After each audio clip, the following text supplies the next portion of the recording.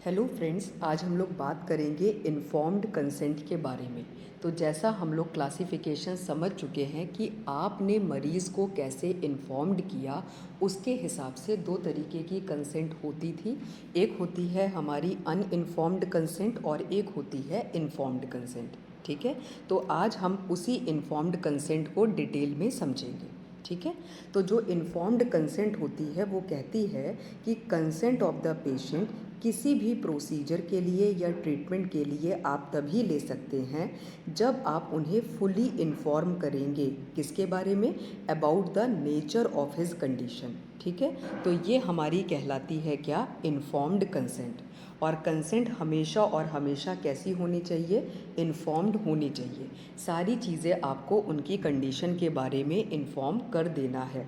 ठीक है, तो जो कंपोनेंट्स होते हैं इन्फॉर्म्ड कंसेंट के, तो 5 एसेंशियल कंपोनेंट होते हैं हमारी इन्फॉर्म्ड कंसेंट के। Disclosure, comprehension, absence of any outside control, ठीक है, ओवर द कंसेंट, कॉम्पिटेंस होता है और एक्चुअल कंसेंट। ठीक, तो ये हमारे 5 एलिमेंट्स होते हैं किसके? इन्फॉर्म्ड कंसेंट के। सबसे पहला हमारा वर्ड है डिस्क्लोज़र। तो नाम में ही अगर हम जाएं तो सारी चीज़ें आपको डिस्क्लोज़ करनी है।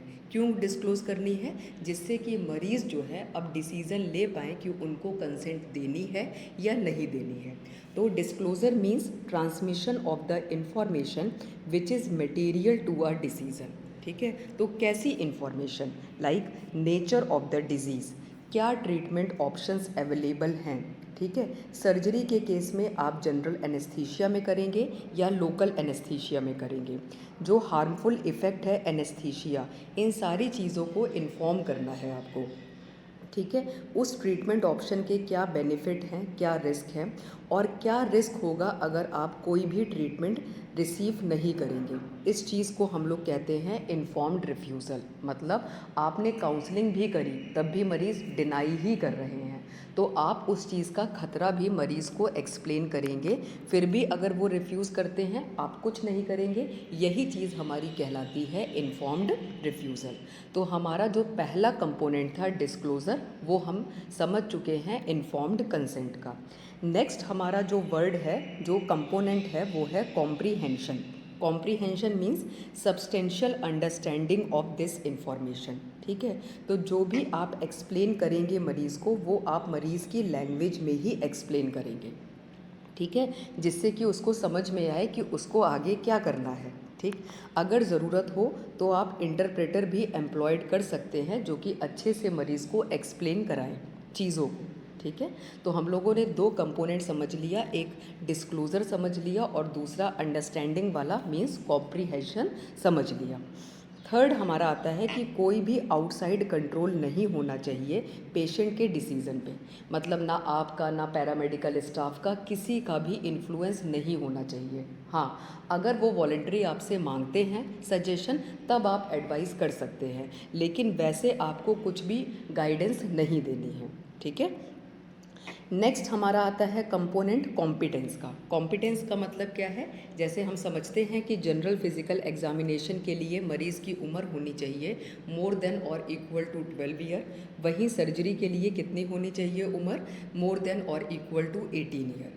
सबसे बड़ी बात, ये मरीज़ जो है मेंटली साउंड होना चाहिए। ठीक है, तभी उनको इम्प्लीकेशंस समझ में आएंगे कंसेंट के। और ये जो पेशेंट है, ये किसी भी अल्कोहल या ड्रग के इन्फ्लुएंस में नहीं होना चाहिए। तभी हम कहेंगे कि जो पेशेंट है, जो व्यक्ति है, वो कॉम्पिटेंट है कंसेंट को देने के लिए।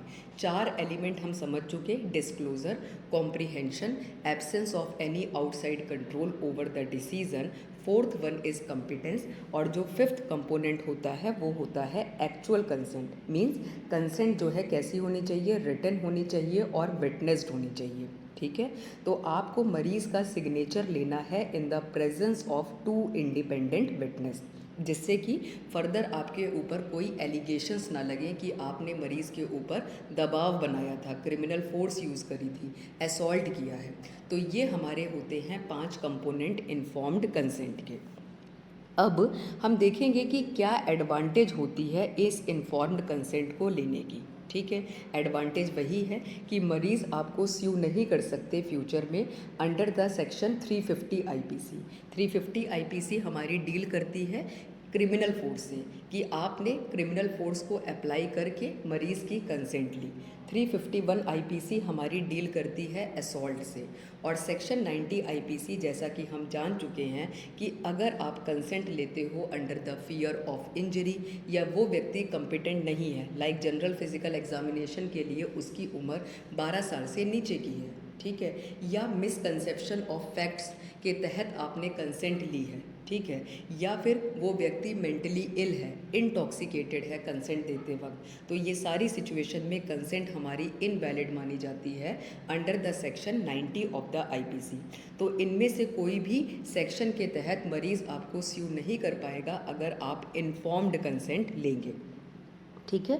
लीगली भी अगर हम देखें, to examine, treat and operate upon a patient without the consent, भले ही आपने गुड फेथ में किया है।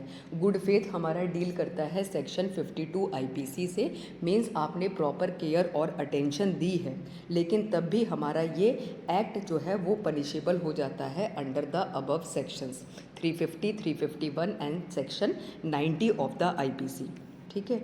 अब वो प्रिंसिपल हम देखते हैं जो बेसिस फॉर्म करते हैं किसका, इन्फॉर्म्ड कंसेंट का, ठीक है।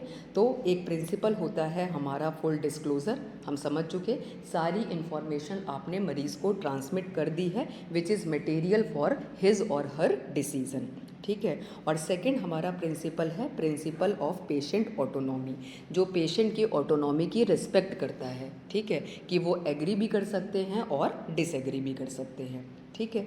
तो हमारा इन्फॉर्म्ड कंसेंट जो है उसी में इनहेरेंट होता है एक कंसेप्ट किसका, इन्फॉर्म्ड रिफ्यूज़ल का। नाम में ही क्या है, रिफ्यूज़ल है, ठीक है। तो डॉक्टर साहब को चाहिए कि उनको डिस्क्लोज़ कर देनी है सारी रेलिवेंट इन्फॉर्मेशन मरीज़ को, जिससे कि मरीज़ ये समझ सके और सबसे बड़ी बात डिसाइड कर सके कि वो एक्सेप्ट भी कर सकते हैं और रिजेक्ट भी कर सकते हैं किसी भी एग्ज़ामिनेशन को, ट्रीटमेंट को और प्रोसीजर को। ज़रूरी नहीं है कि आपने सारी चीज़ें इन्फॉर्म्ड करी है तो उस चीज़ के लिए मरीज़ एग्री ही करेंगे, ठीक है। आपको सारी इन्फॉर्मेशन रिवील करनी है और अल्टीमेट डिसीज़न मरीज़ का ही होता है, वो एक्सेप्ट भी कर सकता है और रिजेक्ट भी कर सकता है फर्दर, ठीक है, उस प्रोसीजर के लिए, ट्रीटमेंट के लिए या एग्जामिनेशन के लिए। तो ये हमारा जो कंसेप्ट होता है यही कहलाता है क्या, informed refusal. Means after understanding patient रिफ्यूज़ेस the doctor, है ना, और इससे अब क्या होगा, डॉक्टर जो है उसको एग्जामिन या फिर ट्रीट नहीं कर सकते हैं।